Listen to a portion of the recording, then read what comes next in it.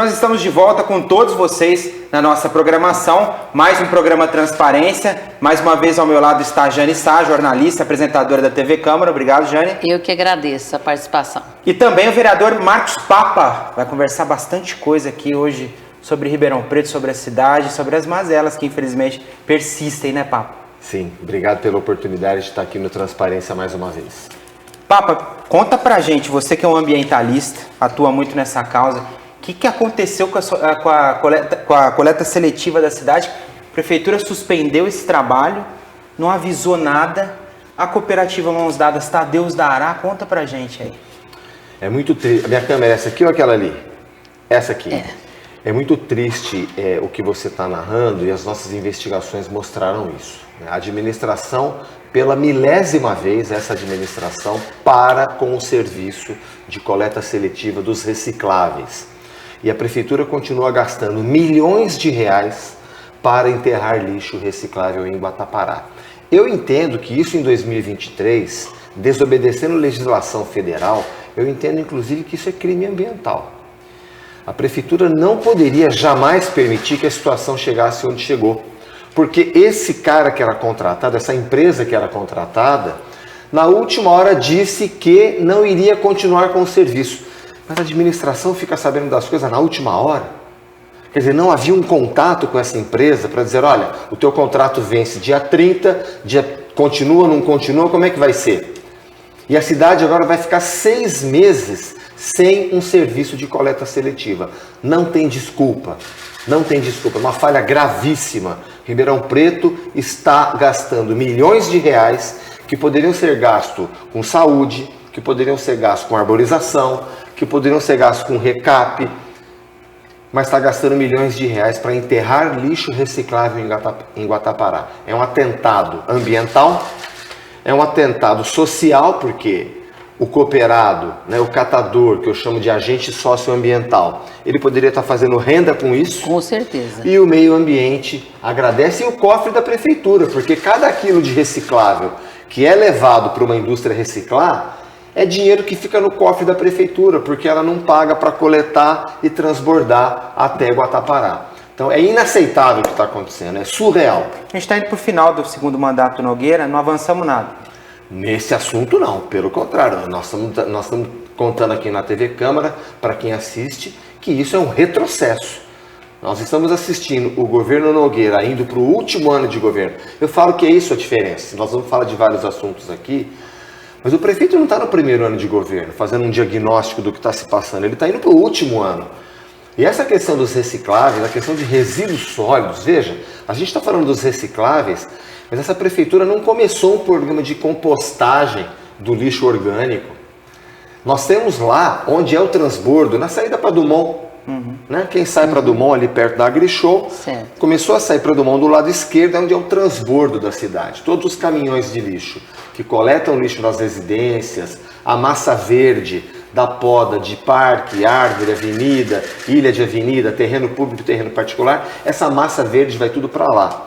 E a prefeitura até hoje não começou um programa de compostagem dessa massa orgânica. Então veja, reciclável e orgânico. A prefeitura trata isso de maneira medieval, literalmente. Quem acessar o marcospapa.com.br vai se assustar com as condições que os nossos servidores trabalhavam lá. Vereador, e essa fiscalização sua, quando você coloca dessa forma que a prefeitura, desde sempre, porque não é a primeira vez, não é o primeiro mandato do prefeito Duarte Nogueira, ele não é uma pessoa que está entrando agora para iniciar, saber o que está acontecendo. Então essa fiscalização sua é atual. Jane, eu tive que chamar até o Ministério Público do Trabalho, porque as condições que os servidores estavam ali, tanto os servidores municipais quanto os terceirizados, era medieval. Eu falei, vocês são servidores insalubres. Vocês são servidores municipais? Somos, Papa. Nunca ninguém veio aqui. Agora, se você voltar lá, melhorou bastante. Tanto a questão da balança, que foi reprovada pelo Inmetro, pelo IPEM, perdão, ela foi reprovada, agora trocou a balança, quanto as condições de trabalho dos servidores que estão ali. E por que a gente tem que olhar para isso, como eu disse? Ribeirão Preto gasta, agora se tiver licitação que a prefeitura acaba de abrir, mais uma licitação, prevê gastar 125 milhões de reais. Quer dizer, esse dinheiro, os estudos mostram que 30% do lixo coletado na cidade é reciclável. 30%? 30%. Então, se cada morador gera em torno de 850 gramas de lixo por dia, vamos pegar 30% disso como reciclável, vamos supor que a prefeitura faça uma meta de 20%, não é 30%, é 20%, vamos dar 10% de desconto. Vamos dar 10% de margem. Nós teríamos em torno de 700 toneladas de lixo reciclável. Sabe quanto que a prefeitura manda para cooperativas Mãos Dadas por ano? 40 toneladas. Então, vamos o ano passado, que contratou uma empresa que ampliou de 29 para 127 bairros, aumentou para 150. Mas comparado a 700, é um vexame. Um vexame. Então nós temos apenas 30 cooperados na cooperativa Mãos Dadas. Nós temos, a prefeitura concedeu um novo terreno lá no Parque Ribeirão Preto que poderia ampliar para 90 catadores. A prefeitura poderia fazer parceria com redes de supermercado, poderia fazer parceria com escolas, com mais ecopontos, para que a população fosse incentivada a levar para lá o lixo reciclável. Se fizer um processo de conscientização, eu tenho certeza que a população participa. Olha, leve seu lixo reciclável até esse ecoponto e você vai ver a prosperidade, o ganha-pão daquele cooperado melhorando. Fazendo aí uma contrapartida, o munícipe que levar tantas toneladas de lixo útil, por exemplo, ganha aí um percentual ou no seu IPTU, mas não pode ter problemas de dinheiro, mas pode incentivar esse munícipe. Pode os dois, tá? Pode, vereador. Pode os dois, você matou a charada. Você pode, você agrega isso, tem programas, né? Tem programa na cidade de Fortaleza, que o crédito do reciclável vai para abater a conta de luz. E que tudo entra ali, né? Gira em torno Você da pode conta. fazer isso com crédito para o cartão de transporte. Olha que Você bacana. pode fazer isso com dinheiro mesmo, conveniando para gastar num supermercado. Transforma o supermercado em ecoponto de entrega. Ou a própria Nós prefeitura. estamos propondo isso para a prefeitura agora, levamos mastigado. Para água? A prefeitura, até agradecer ao Toninho, o secretário Antônio Abud, recebeu anteontem um instituto de São Paulo que levou uma proposta robusta, bem elaborada, nesse sentido, de usar a criatividade para promover, conscientizar a população na doação do reciclável. Ainda que não tenha o convênio, Jane, para abater. Veja quando a população é solidária, quando precisa levar a cesta básica. As pessoas se unem para muitas vezes levar. Você viu na pandemia a sociedade se mobilizando para levar a cesta básica, não é? Só que a cesta básica custa dinheiro. O reciclável, não. Você já consumiu a garrafa d'água, já consumiu o vidro de suco, você já consumiu a garrafa de vinho, de cerveja, a lata, você já consumiu onde vem o recipiente de plástico do sabão de roupa líquido, óleo, de tudo. Enfim. Do refrigerante. Exato. Você já tem isso. Então, criar uma conscientização para as pessoas de que, levando isso num ecoponto, você está ajudando aquele cooperado, aquele catador de reciclável, a viver. Porque, infelizmente, a situação de degradação chegou a tal ponto que nós estamos assistindo, onde existe um ferro velho, onde existe um sucateiro, tem uma boca de tráfico do lado. Então, a pessoa já troca. Se você faz isso pelo cooperado, você dá um passo adiante. E um poder diferenciado para ele. Porque esse cooperado, ele, né? ele está cadastrado, a Secretaria de Assistência Social pode levar, a Secretaria da Saúde pode saber se está vacinado ou não. Tá certo? Uma contrapartida, é um círculo virtuoso. Claro. Eu não queria sair desse tema só rapidamente, Claro. Jane. Só aproveitando essa esteira, recentemente aqui na casa foi aprovada a lei de parcelamento, uso e ocupação do solo. Correto. Você, Papo, fez duras críticas porque o projeto não contemplava questões ambientais. Exato. Você pode comentar um pouquinho para a gente por que dessas críticas? Sem dúvida. Aqui é o local adequado, o programa Transparência dentro da Câmara Municipal. A lei de parcelamento do solo é aquela que diz o que pode, onde pode, como pode construir. Essa lei menciona o Código de Meio Ambiente 28 vezes. E o Código de Meio Ambiente nunca veio para essa casa. Cadê o Código de Meio Ambiente? Para você que nos acompanha entender, vamos supor assim, o inciso 3º do artigo 9º da lei de parcelamento será disciplinado pelo Código do Meio Ambiente. Cadê o Código do Meio Ambiente? Não, calma que nós ainda vamos mandar, disse a prefeitura. 28 vezes. Então, é uma insegurança jurídica que vem para quem está precisando investir na cidade. Você sabe que o bairro do Sumaré, o Alto da Boa Vista, o Jardim São Luís, virou uma cidade praticamente deserta, porque era onde a população de alta renda morava. A população de alta renda hoje está morando nos condomínios. E esse lugar ficou uma insegurança. Pode ser um consultório odontológico, pode ser uma clínica de yoga. O que pode ser? É um CNPJ, então não pode. Então, a lei de parcelamento é que define isso. E eu, como presidente da Comissão Permanente de Desenvolvimento Econômico, dei parecer favorável, porque realmente nesse ponto é um avanço. Mas na questão ambiental é um desastre. E inventaram uma classificação de permeabilidade do solo da Zona Leste, que nós sabemos que é uma área sensível à recomposição do nosso aquífero Guarani, inventaram uma classificação que ninguém conhece. A Associação Paulista de Geólogos advertiu que desconhece aquilo. E eu perguntei por escrito para a Prefeitura há 2 anos. Quem assina esse estudo? Quem é o geólogo que assina isso? Quem criou essa classificação? Nada. Não vem resposta. Então, como presidente da Comissão de Meio Ambiente, eu tive que dizer para a minha cidade que, do ponto de vista ambiental, a lei aprovada é um atentado ao meio ambiente e gera uma insegurança jurídica que é indesculpável por uma administração que está indo para o último ano e que manda essa lei para casa com 3 anos de atraso. Não dá, né?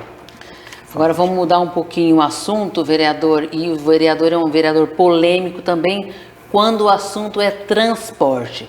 Porque só quem precisa, quem está na ponta do lado de cá, é que sabe que o vereador é incansável neste assunto. Então, eu gostaria que você falasse para os nossos telespectadores, nesse transparência, com muita maestria que o vereador sempre coloca, com muita transparência também, a respeito desse tema que é de extrema importância para o município de Ribeirão Preto.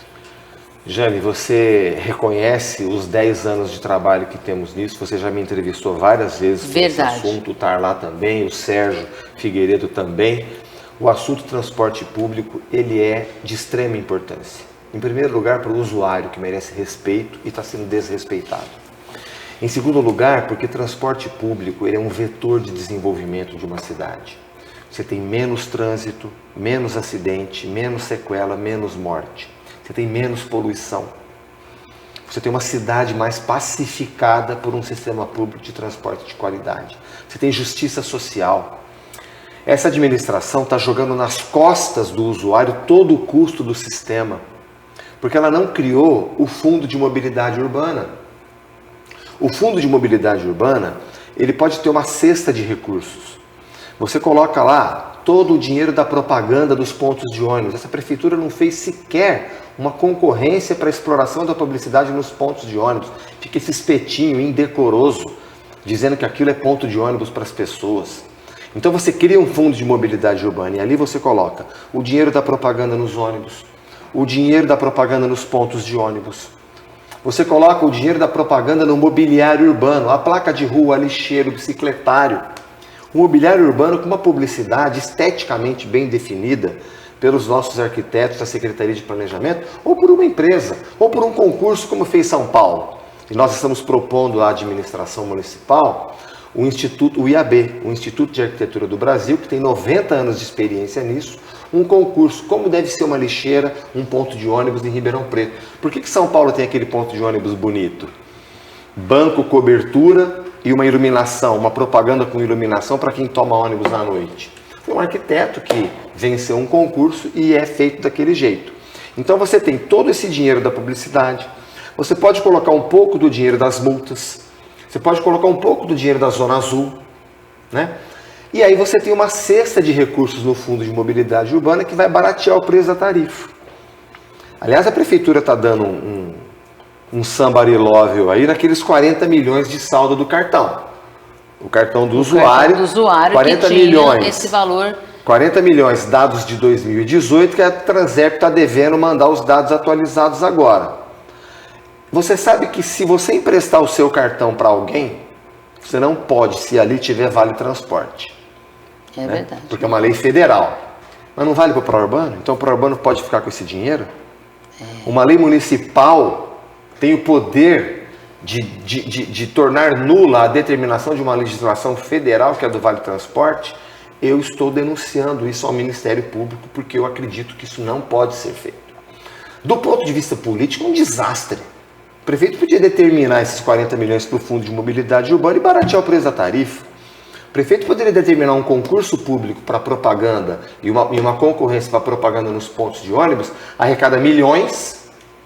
Você lembra que a nossa investigação determinou o cancelamento da autorização que a ex-prefeita tinha dado? Ela tinha dado de presente para um amigo dela. O atual prefeito tem o mérito de ter, com base nas nossas investigações, determinado o cancelamento daquela autorização precária. Mas cadê a nova autorização?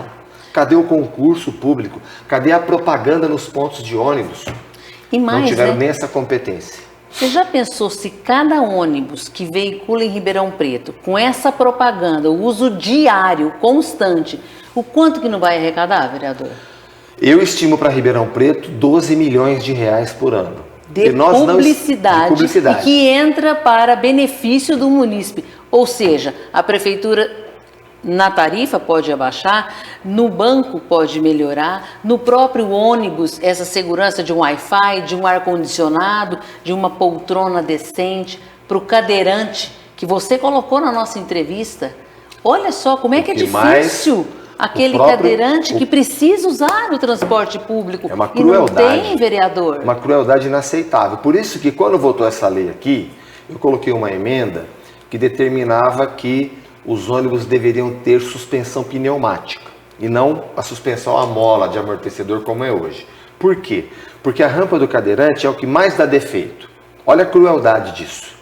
E a suspensão pneumática, além do conforto para todos os usuários, o motorista pode regular a altura do meio-fio e o cadeirante entra por ali. E com a facilidade que ele está, né? No volante, ele mesmo faz isso. Exatamente. E você acaba com o problema. A minha emenda foi derrotada. Olha isso, a minha emenda foi derrotada. Eu não queria estar do lado dos vencedores nessa hora. Porque a suspensão pneumática ela vai beneficiar o cadeirante. O superintendente da Transerp disse que vai colocar isso no decreto. Eu pedi o decreto para ele está para me enviar. A emenda pedia colocar suspensão pneumática. O motor desse ônibus tem que ser o Euro 6, que tem um padrão de emissão de poluentes muito menor, já que a prefeitura não se planejou, quer dizer, um socorro de última hora que ela está fazendo para o urbano, e isso é uma vergonha. Se ela tivesse se planejado, nós poderíamos ter um ônibus com a exigência de um ônibus de um combustível renovável. Por exemplo, o biogás. A nossa região é a maior produtora de biogás do mundo. Se tivesse feito um preparo, um planejamento, nós temos no Brasil a Scania que usa motor a biogás, nós temos a Mercedes que usa motor a biogás, que estão lá no ABCD paulista, isso poderia ter sido feito com planejamento. Primeiro erro, não foi feito esse planejamento. Segundo, comprar o ônibus de emergência. Eu tentei colocar na lei que o padrão do motor seja Euro 6.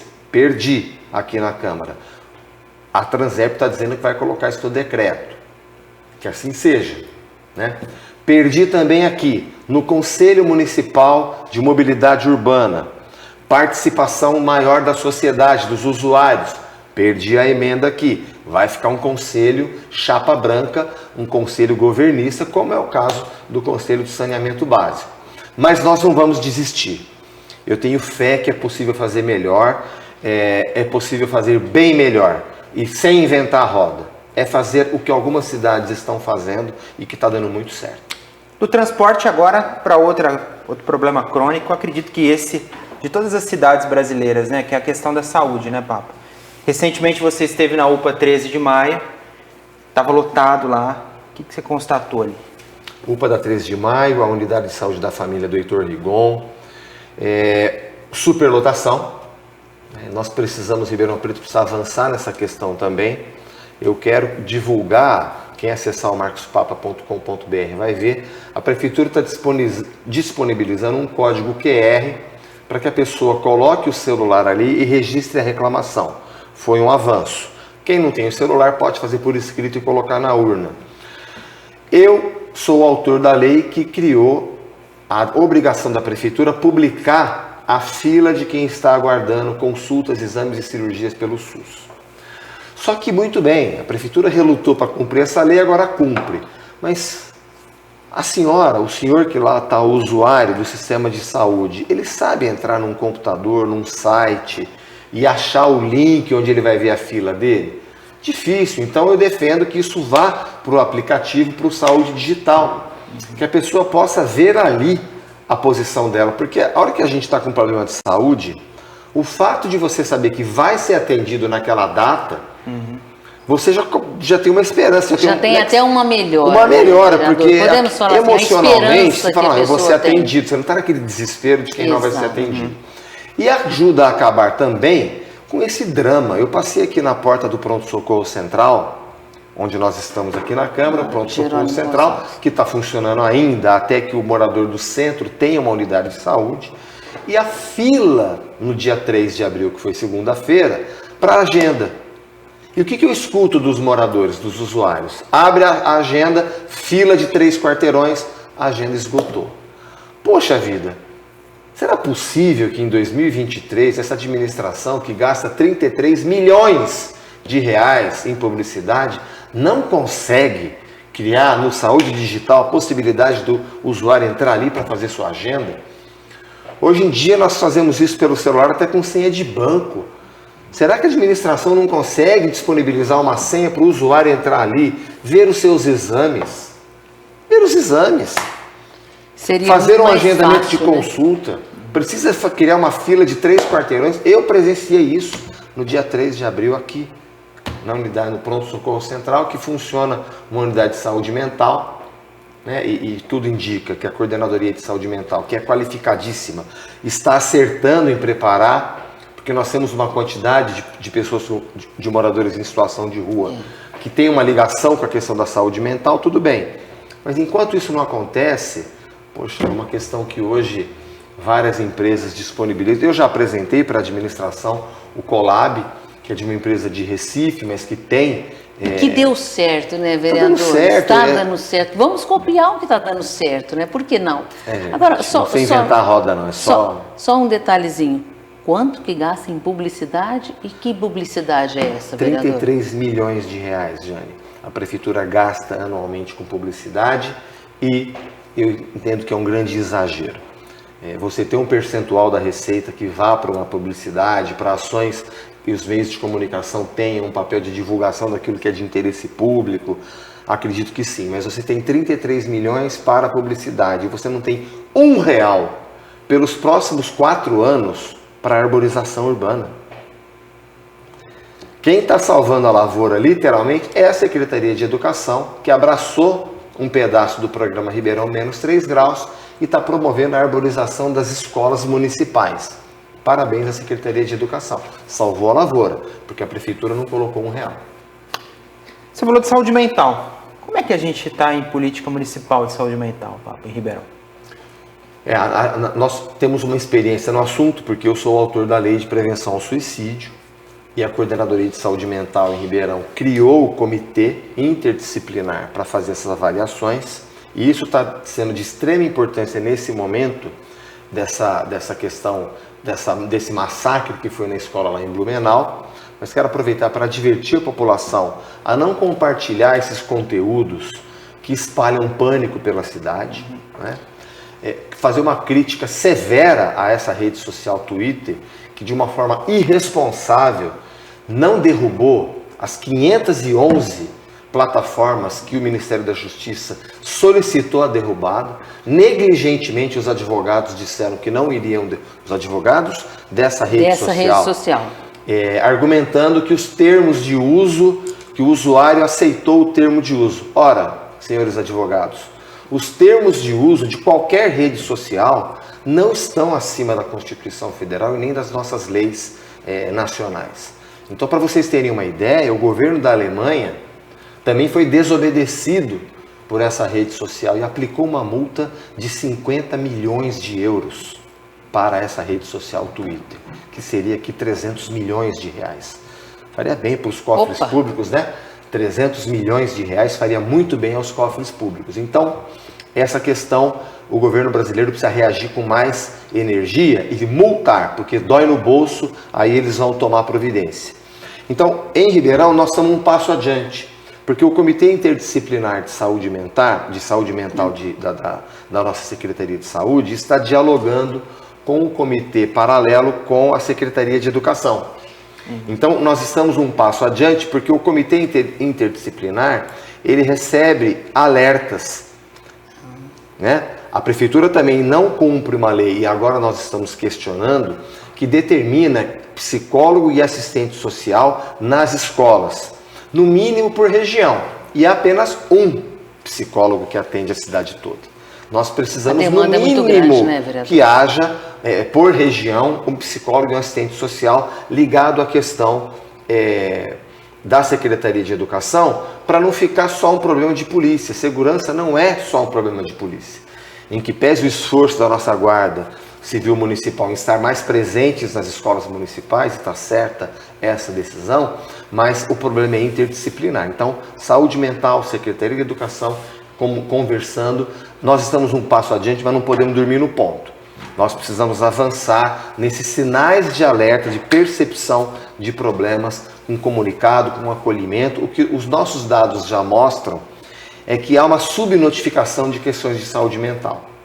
Normalmente nós associamos saúde mental ao surto, mas não, nós temos que cuidar disso antes. Então, quando a gente fala da questão ambiental, para pensar o quanto faz bem para a gente, uma mãe que trabalhou o dia inteiro, poder pegar o filho e ir para uma praça bem arborizada, com zeladoria, iluminada, com segurança, brincar. Isso é saúde mental. Né? A Prefeitura ter um departamento de recursos humanos que entenda, está havendo assédio moral e sexual na administração municipal, é uma indicação que nós estamos fazendo, porque eu tenho denúncias. Mas eu não vou fulanizar de onde vem, desde que a administração municipal caminhe com essa política municipal de prevenção ao assédio moral e sexual, porque isso nos interessa. Uma mulher que está sendo assediada, ela está bem? Ela pode deprimir, ela pode se matar. A saúde mental dela fica muito abalada. Comprometida. Claro, comprometidíssima. E vai comprometer também a questão emocional, vai comprometer familiar, toda né? uma vida. É tudo. Não é? É tudo. Então, nós precisamos que isso avance. A Prefeitura tem elementos para isso, mas eu lamento dizer que em alguns casos os passos são de tartaruga. De tempos em tempos o seu gabinete divulga prestação de contas, Papa. Quanto que é importante nesse momento onde se fala tanto em transparência fazer isso? Importante demais. Nós somos agentes públicos com muita responsabilidade, somos dirigentes da cidade, mandatários, né? O pessoal da Prefeitura, os secretários, são dirigentes na área da execução. Nós somos dirigentes na área da fiscalização, mas somos dirigentes da cidade com uma responsabilidade tremenda. Temos o dever de dizer para a sociedade o que estamos trabalhando. Eu sempre faço questão, e eu agradeço, de repetir o nosso site, né?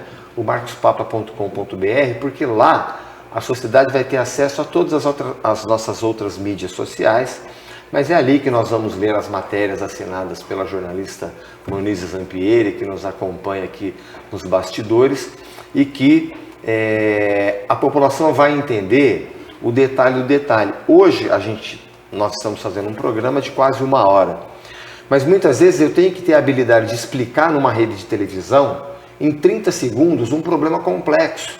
Né? É verdade. Então nós convidamos para assistir a TV Câmara, para acessar o nosso site, como forma de entender o que está se passando. E aqui, presidindo a Comissão de Transparência, também promover os avanços. Você vê que nós conseguimos, através da Comissão de Transparência, eu era o único vereador que tinha a assinatura digital, por conta dos processos que eu empreendi na época da Operação Sevandija. Hoje todos os vereadores da Câmara tem assinatura digital, pode fazer requerimento sem uso de papel. E nós precisamos avançar mais ainda. Então, já estamos economizando toneladas de papel, de toner, né? Fora que essa comunicação com a Prefeitura tem que melhorar para evitar o deslocamento. É perda de tempo, de horas trabalhadas, de combustível, menos poluição. Isso é possível fazer com segurança hoje. E a rapidez, a facilidade, né, vereador? A rapidez. Então, são coisas que nós vamos fazer avançar ainda mais. E eu quero, numa próxima reunião da Comissão de Transparência, ouvir a população. Na opinião da população, como é o site da Câmara Municipal? Ele dialoga bem com a população porque é a porta de entrada. Nós temos a portaria aqui, mas a porta de entrada para quem está trabalhando, para quem está no escritório e quer saber o que se passa na Câmara, é o site. Ele está atendendo? A população encontra ali as informações. Nós vamos promover uma reunião da Comissão Permanente de Transparência tratando desse assunto também, porque aqui a melhoria não pode parar, é melhoria contínua. Tá certo, nós estamos chegando ao fim do programa. Tem alguma coisa que a gente não falou, de repente você gostaria de falar? E também deixar um recado para as pessoas, por favor. Acredito que sim, tá lá. Jane, obrigado pela oportunidade de estar aqui no Transparência, um programa muito importante dentro da Câmara, com tempo para que a gente possa explicar esses assuntos complexos. Eu aprendi que para todo assunto complexo existe uma solução simples e ela está errada. Ela está errada. Então nós precisamos explicar para a população que problemas complexos têm decisões complexas. A população tem que acompanhar. Quando eu chamei a população para a Câmara para fiscalizar comigo aquela parceria público-privada do lixo de 4 bilhões que nós tivemos que parar no Tribunal de Contas, a população ajudou. Então, a hora que a população se vê atendida, ela também se vê incentivada a participar. Então, agradecer a oportunidade de estar aqui no Transparência na TV Câmara e pedir isso. Vamos acessar o marcospapa.com.br, nós queremos ideias, críticas, porque isso ajuda a gente a crescer e a cidade pode ficar um pouco melhor para todo mundo. Tá certo, vereador. Muito obrigado pela sua presença aqui. Eu que agradeço a oportunidade. Aceito o convite. Obrigado, Jane. Obrigada a você, bem. E a você que esteve aí conosco, procura o gabinete do vereador Papo. Se você se identificou com o trabalho dele, quer fazer alguma sugestão, alguma reclamação, reivindicação, venha até a Casa de Leis, liga no gabinete. A casa é sempre sua. Grande abraço.